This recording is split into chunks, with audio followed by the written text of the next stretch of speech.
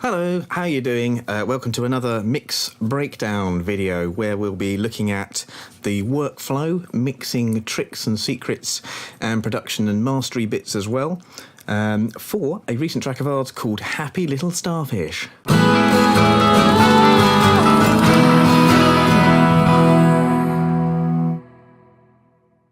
So over the past few weeks, we've been working hard to try and get out a whole load of new music videos. So we, write, record, produce, record a video, put it all together, and we're trying to keep that going fairly rapidly. So we're learning some techniques for keeping things going nice and quick, and also from iterating through the process lots, you kind of pick up nice little tricks and learn a lot fairly quickly. So I wanted to take some time to share that with everyone because it's been a while since we did one of these mix breakdown videos. So first of all, let's have a look at the track. We did a video for it. You can find it in the description and probably a card. I'm a happy little starfish living in a rock pool. Got my friends, the crab and the crew. And as you can tell, it's a bit of a fun, sort of silly track. It's called Happy Little Starfish, to say the least. And it's got some ukulele, it's got some electric bass, cajon for rhythm, and some acoustic guitar for a solo in the middle, in the bridge, and of course some vocal. So what we're going to do, talk a bit about how the song was put together as a whole first, and then go through each of the tracks in Pro Tools. So we'll chat through how each of the tracks was put together, how the master bus was put together, and we'll see what we can learn on the way. So to start with, the overall process for our song crafting at the moment. Let's see. So as I mentioned, we're trying to do videos and music fairly rapidly and fairly often. So we've got a bit of a process going. The first thing is there's an idea. So that could be some chords, something on the guitar, could be a rhythm, could be crazy synth effect idea. And what we do is we build up and record scratch, kind of like demo versions on Pro Tools. So we just lay something down, try and get the tempo roughly right, maybe do it to a click, maybe not, and just build it up that way. The advantage of doing that is obviously you've got a reference, so you don't need to remember it each time. You can build up layers, but you can also chop and change things very easily. You can duplicate sections, extend things, add additional layers, all the stuff that you might want to do. You can get a feel for sort of the mix and any effects as well at the same time. So typically it's the music first, and then Kat, being the lyricist, will sit down and come up with some theme or have a theme in mind, put some words to it and put some melody to the vocal, and that'll be recorded over in sort of draft scratch form as well. And then it's time to put something more proper together, and it's just a case of re-recording each of the scratch tracks in turn and adding any other bits that we've thought of as we go, and building it up that way. Yeah, I think that's about it. Cool, so that's the rough process. What we do, we go through each of these tracks in turn and just break down any plugins or mixing tricks that we used there, listen to the raw sound, chat through anything that we did to get that sound, and hopefully that's interesting. So to start with, the instrument that I forgot about on the intro, xylophone. So we've got a tubular xylophone. It sounds really nice and sweet.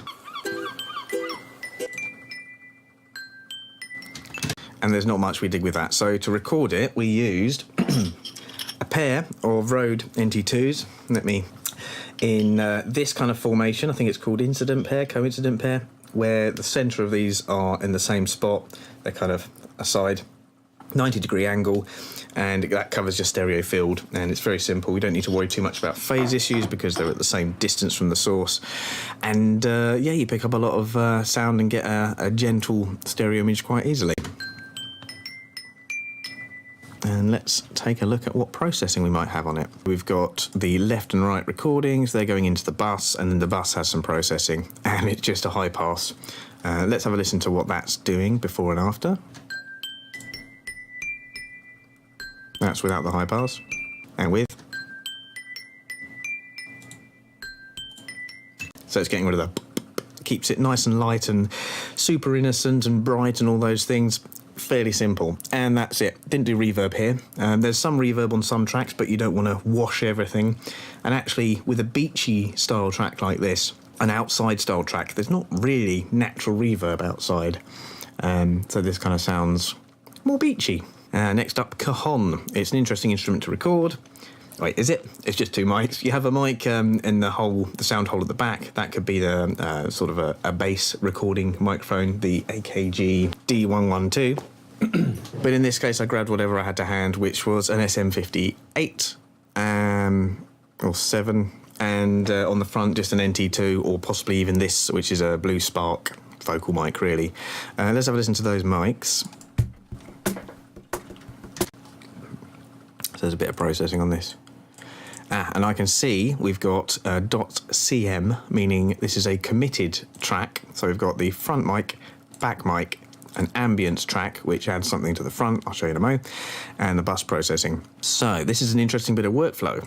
If we look at the raw recordings of both of these mics, we've got Cajon front, Cajon back, and there's some processing done here. And you can see there's in phase, and this is the most important thing about having more than one mic that are in different positions. Sound reaches them at different times. One of the waveforms is delayed, and so they're out of phase, and you get dips in frequencies, and other frequencies might be resonant, and it will sound thin typically. So the first trick is to use a plugin. So you can line up waveforms by eye, or you can use a plugin like Waves in Phase. You feed the sidechain input one of the mics, and the main input another mic. You flick the capture switch, press play, and then you adjust the delay here, and we can see 105 samples. You adjust that until this correlation meter goes to the maximum, or until it looks like it's lined up. Yeah, handy, that's it. Basically have the waveforms line up and you won't have problems.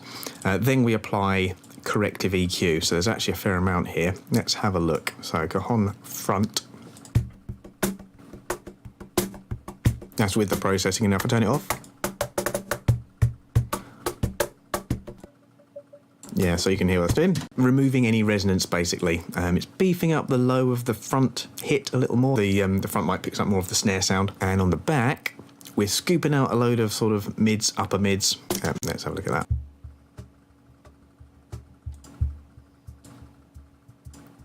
that. Pretty quiet. Let me turn on some compressor so you can hear.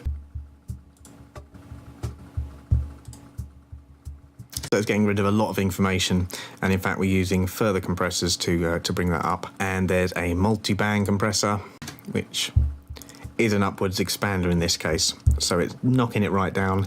As soon as you get an actual hit over a certain threshold, which is quite high, it actually boosts it up, so you get more bass when you've got more bass. And this is really because there's a bit of background noise without it.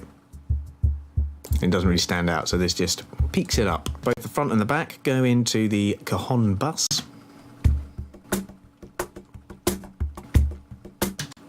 But let's not get ahead of ourselves. With the front and back having basic processing to get a good raw sound, I then committed them. Especially when you're doing things with phase and with corrective EQ, you're not going to play with those settings. You don't need the plugins running, so you can sort of right-click commit, and then you're committed. It's a good sort of habit to get into. Don't need to worry about that again. So if I get back to where we were, pretend like we've just committed, we've then got Cajon front, Cajon back. Front has no additional processing. Back actually has more processing, and these are more mixing processing plugins. So let's have a listen to the back. So we've got a compressor here, punch up, attack up. So just trying to get that first bit of the transient, very subtle at the moment. And then we've got that multi-band compressor. I know what I did. So the plugins were on the commit one. Then I realized, oh, I should have committed. So what we've got before the commit is just the phase correction and the EQ to scoop out the mids. Then on the committed one, we do the mix style things. So we've got the compression to bring out the punch and the multi-band compressor to fling up the lows when they come in. Right, then we've got some mix bus. So we've got our mics, they are blended thusly. And then we go into further processing, and it's really going to be to get that more meaty, because these are our drums, and that's not really meaty. So first of all, yet more H-comp, really good compressor for bringing out punchiness. It's got the punch control and the attack control. What that means, it's going to slam down quite hard. We've got quite a high ratio, quite a low threshold. It's going to slam down hard, but not for a little while. So you put the gain up, that peak comes through, and then after that little while, slams it down. What you've got is a really strong peak.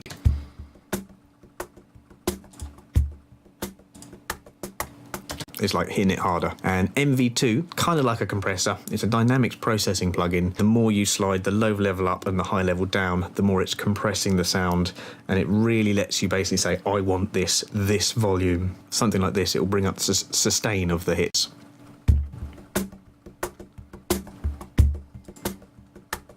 yeah, more sustain, it lasts longer basically. Okay, then there's one more bit, which is amp, so a bit of ambience. That comes from the front here. We've got to send to this, and there's a snare plate setting on the Valhalla Vintage Verb, which is my favourite reverb plugin. I don't think you can really go wrong with it.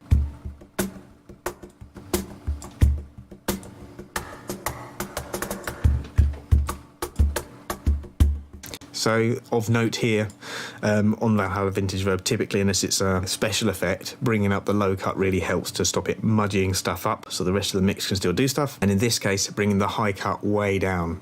Listen to what happens if I bring it up.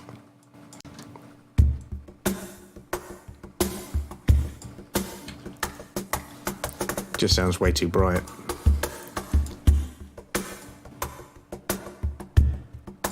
So again, this gives a little bit of stereo stuff. We actually take that down with this stereo width because we still want Cajon central, but it gives a bit more sustain, a bit more sense of space, but without just making the snare hit come through.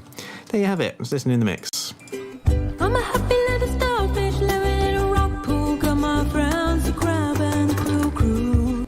Simple. Probably spent a little bit too long talking about cajons there. Let's move on and look at ukulele. Ukulele is a beautiful instrument. So there was this one guy on YouTube commented on the video. You've probably seen it. It's probably the only comment still, saying that he invented the Ukulele or the Xylophone, probably Ukulele concept. Ukulele plus xylophone. I mean, doesn't it sound nice and sweet? Never heard of it before this, but there you go.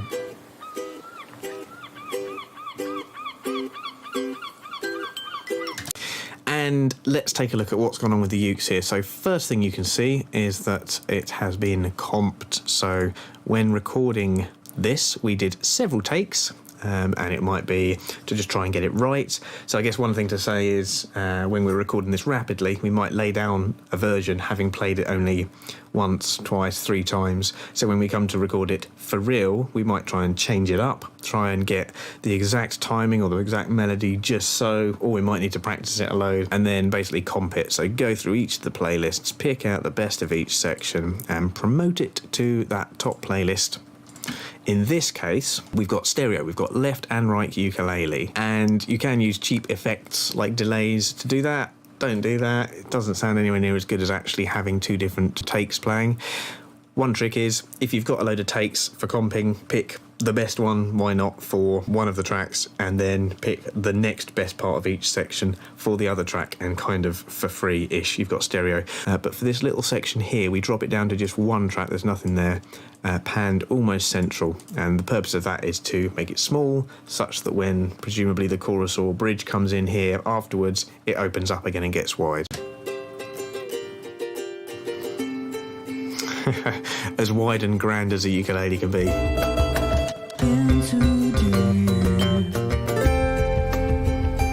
Anyway, let's have a look at what we've done to the ukulele after editing and comping.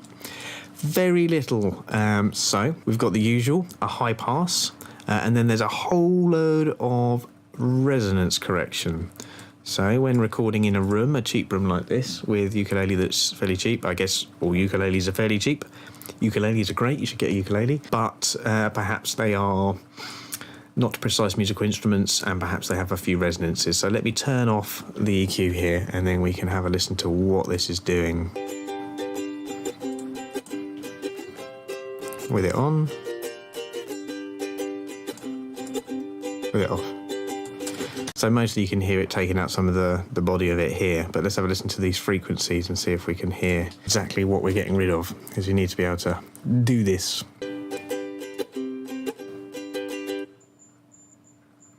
So I should say, obviously, chuck headphones or earphones on for this.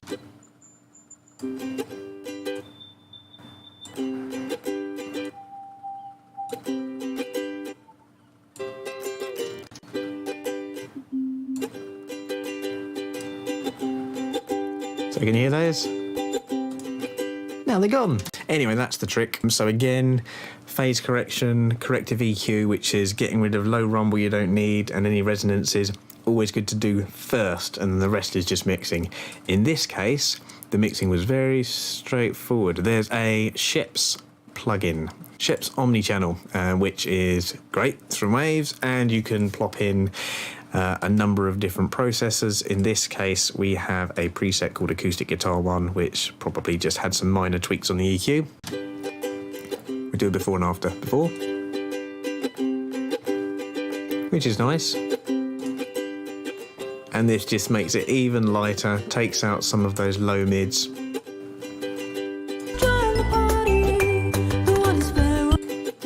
Cool. And the only other thing is there's a couple of reverbs. Valhalla Vintage Verb again.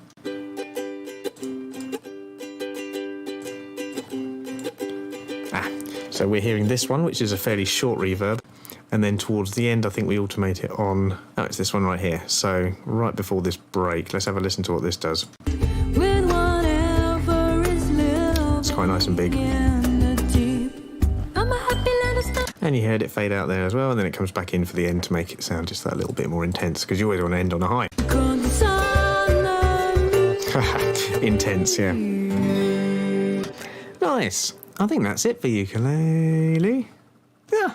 What do we have next? Acoustic. So the acoustic guitar is doing a solo thing here, and there's two phases. In fact, there's the solo,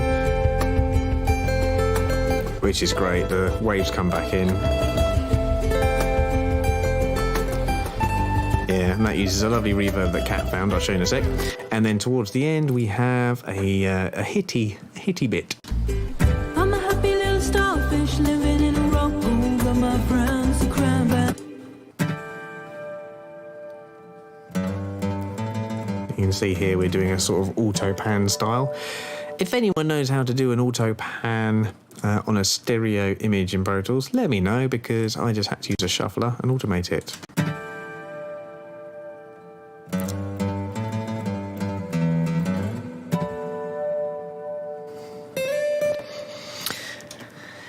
There you have it. Right, so acoustic-wise, let's just go over what we did. So again, we've got the comping. It's not left and right, though. We have two tracks because we have two microphones, body and neck. So let's have a quick idea for that. So for this one, let me see. I think it was just two NT2s again. These little guys. One of them I like to get right near the sound hole to get some decent body sound. Let's have a listen to that one. Obviously this is fairly high up, so there's not an awful lot of bass.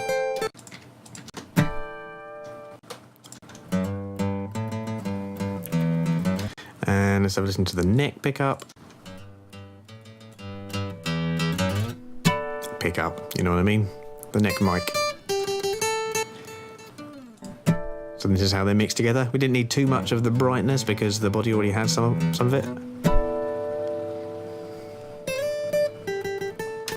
Pretty plain. We've got in phase on there as well to correct the phase. There's not too much else going on those individual mics, so I just left it there and didn't have to commit.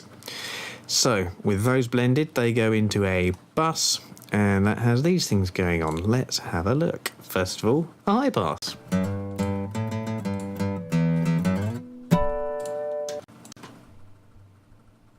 Yeah, it's just getting rid of any low rumble. One of three compressors I can see.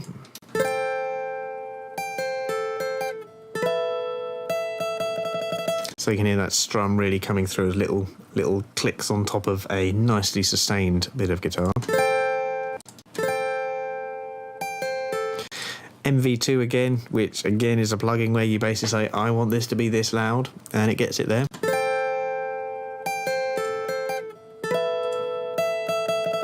So to me that's keeping the sustain up. The Pro QM2 is turned on, I think it's automated on later.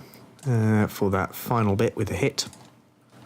This is a multiband compressor, which only comes in on the final bit of the track, and it's when the vocal is kicking in, because it was kind of conflicting.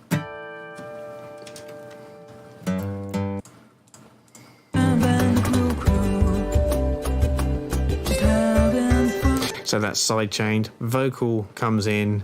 When there's anything in this range in the vocal, it ducks it out of the guitar, makes perfect space. And then the shuffler. Other than that, we have a couple of things. We have a delay and a verb. I think the delay is automated on for the end.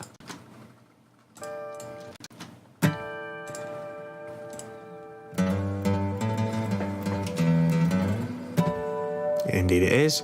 And for the beginning, we've just got that lovely reverb. Huge synth fall.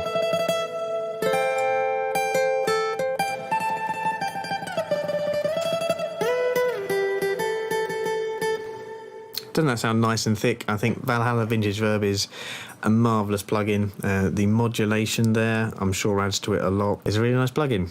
There you are. Okay, next up we have vocals. So this is committed again. Let me reveal all.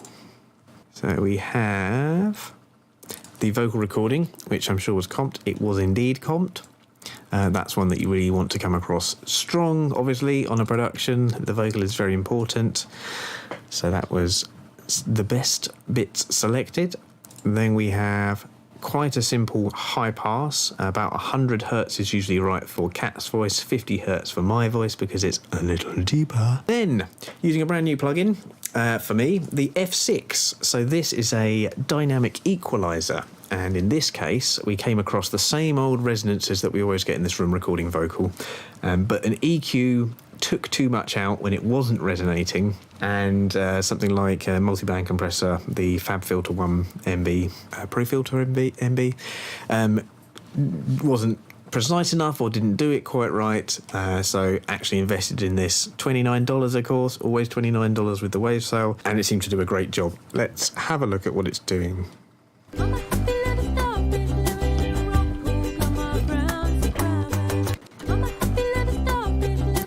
So, yeah, quite a lot. I'll turn it off and let's have a listen.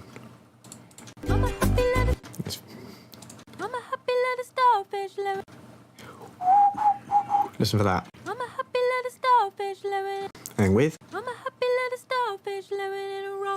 Still there slightly, but it's much better. And then we have Melodyne. So it's actually not too much processing done here. Well, we just heard it without. Let's hear it with. Not doing an awful lot. And then we've got another one of these, I think, for another bit of resonance. No, I don't think that was doing anything. So that's probably because it's bypassed. It's probably why it's bypassed. Okay, then we committed that. Because we don't need to play with that anymore. That's our correction, it's our getting rid of resonance, and it's our pitch correction. And then we have this. So in fact, there was still a little resonance, so we had another one of these.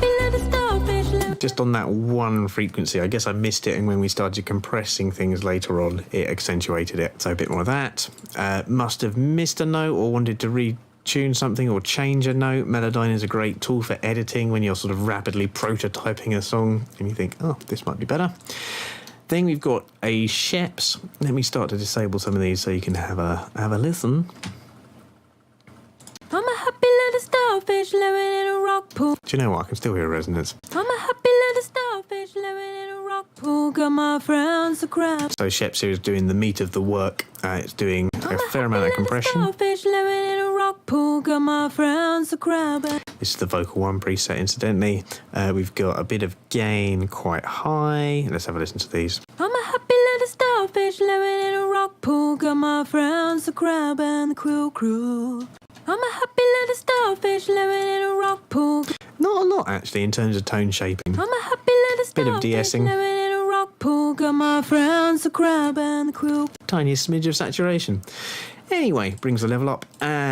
Speaking of bringing the level up, vocal rider. I'm a happy little starfish living in a rock pool.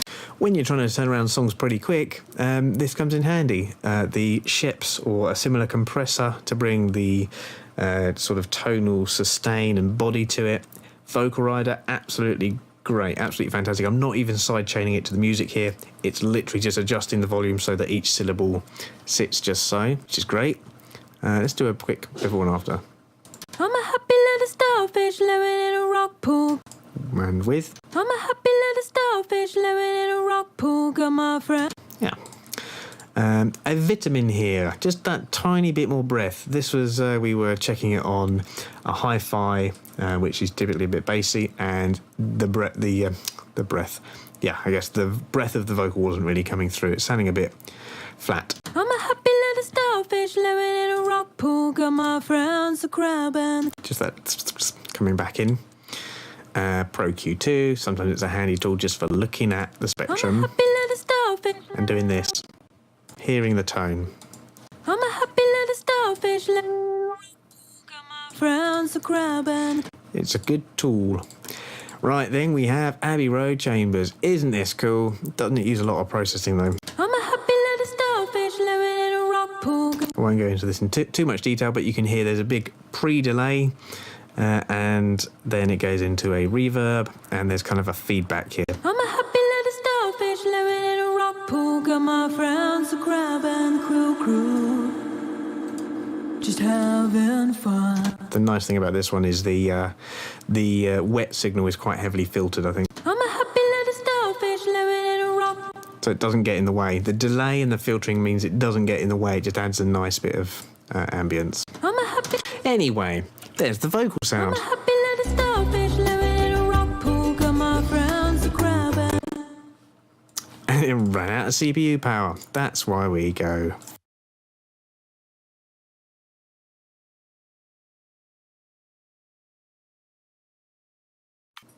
And we're back in the room. So there's a couple of little sends you might have seen here. Ho ho and ha ha.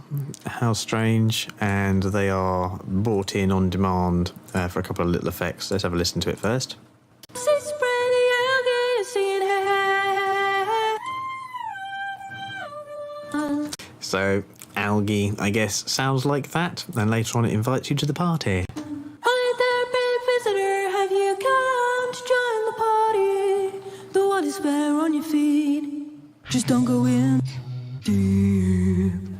Yeah, just a couple of nice effects to keep it interesting, really. They were pitch shifted up using Melodyne because that has a bit better quality, and down using just the built-in Pitch 2 plugin. Okay, now we go back up the track list because I just saw that I missed bass. And this was a fun one. We don't do bass too often, but in the previous band we were in, Kat played bass for sort of proggy, distorted bass usually. Really cool stuff. Pretty simple. Tuner. Turn these off.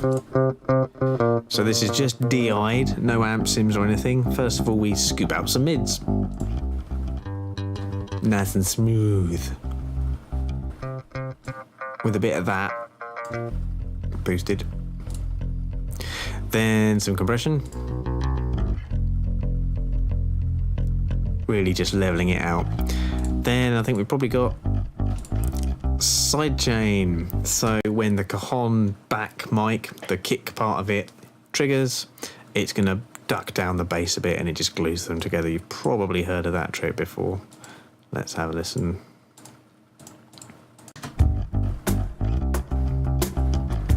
In fact, we can hear it without the Cajon, just to drive it home.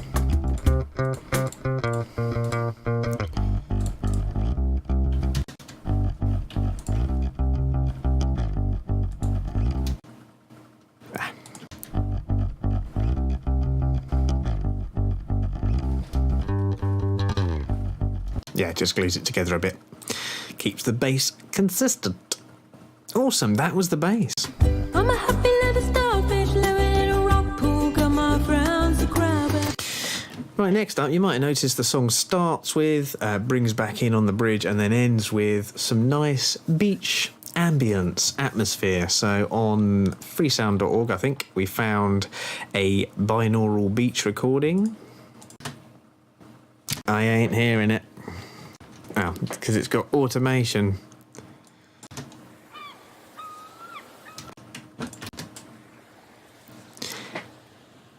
Lovely, mixed with seagulls. And with a track like this, there's not too much going on. It is a simple song, and obviously with something silly like a happy little starfish and being about fun and algae and other random stuff like that, it's all about the mood it's going to put you in. You always got to think about that with the song. And this is supposed to be fun, happy, relaxing, beach-related and all those things. So anything you can do to reinforce that image, you know, death metal-wise, you might have some bells chiming for tolling, and for something like this, you might have a nice beach atmosphere. And doesn't it add a lot?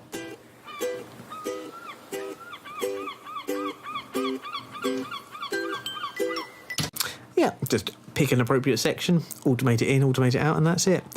Interesting, there were some claps here. So this is from the draft version before the final one. Let's hear what we're missing. Just having fun. God, that's quiet. Having fun. That's it. Okay. Selfish living in a rock pool. Got my friends to grab and crew. Just having fun. Ah, pretty cool. Evidently didn't add enough, and Cat decided to get rid of them. Okie dokie.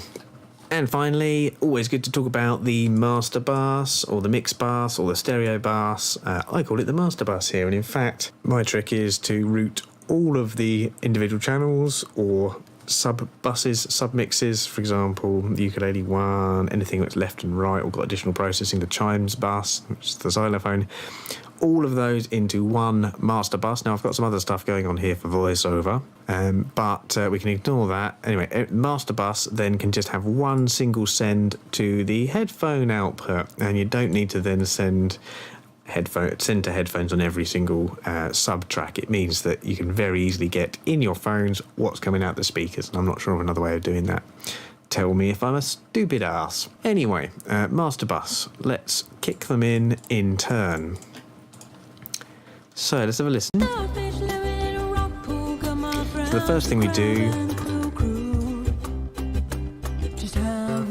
very subtle tone shaping. We bring that up.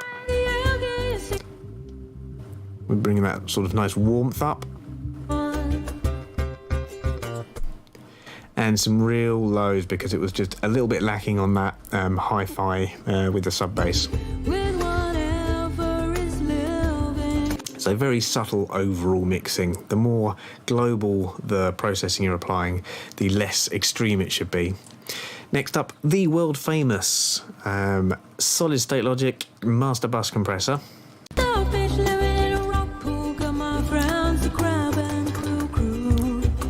Yeah, so about that much compression, just a few decibels. Just seems to bring up the body of everything and make it a bit more pleasing, consistent, less spiky, all those things. Vitamin we have, let's turn that on.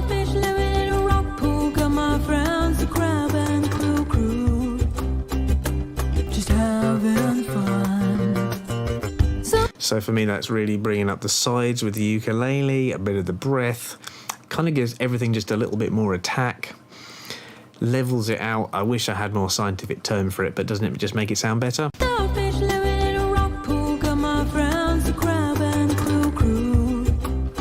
Nice.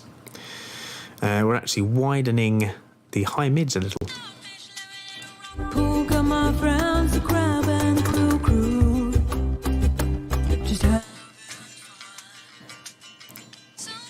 That's quite a nice nitty nitty.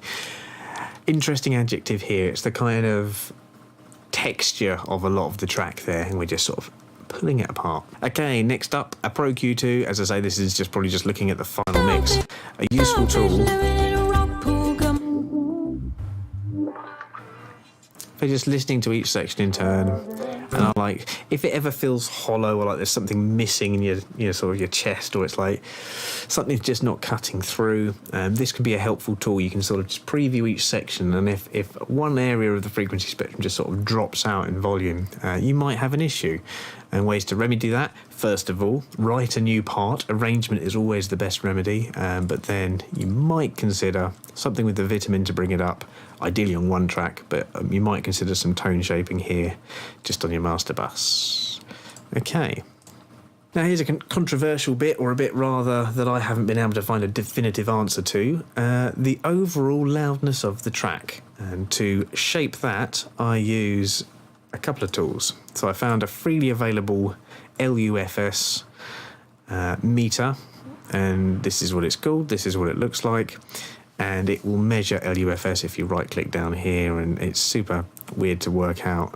If you put integral, it will keep running from the moment you press play to press stop. In fact, it keeps running all the time. And LUFS here, got two options. I pick 9. And then you play the track, and then it will give you a peak right down here. And then there's, oh, this is my voiceover thing. You can ignore this. And then typically, it adds a big delay to this, so maybe I'm out of sync. Typically a multi-maximizer, so this is an easy way of just bringing up the overall level without clipping. Multi-maximizer is clever about making it sound more transparent because it's multi-band. So what we do, we monitor the output level here, and I aim for -14 because I've seen more articles and more hearsay about that number than anything else. It seems to work for me. Everything is consistent and I like the sound, so there we are. And if it's not loud enough, we'll pull down the threshold here on the multi-maximizer, out-sealing about -0.1 to stop intra-sample clipping, something like that. And that's about it. And if it's too loud, then we put the threshold up a bit. And I think that's it.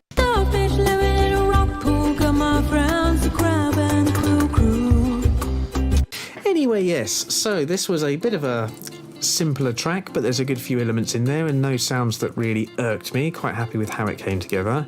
Just want to take the opportunity to share what's behind some of these tracks.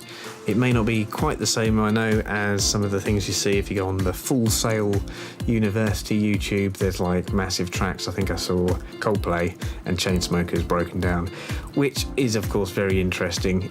But if we all share our secrets, our tricks, our workflows, hopefully we can all learn and get to that stage. So if you've seen something that I could do better, please do not hesitate to say so. And if there's something I could explain, or another track of ours, obviously we've got loads on the channel that you'd like me to go through, please leave a comment. I would love for more comments. I'd love for people to talk to. If you could share your experiences, as I say, please do so in the comments. If you like the video, please like it. It helps us a heck of a lot, probably more than you know. And stay tuned, subscribe if you want to hear some more cool tracks and get some more behind the scenes, exciting music production stuff. And with that, I'm out.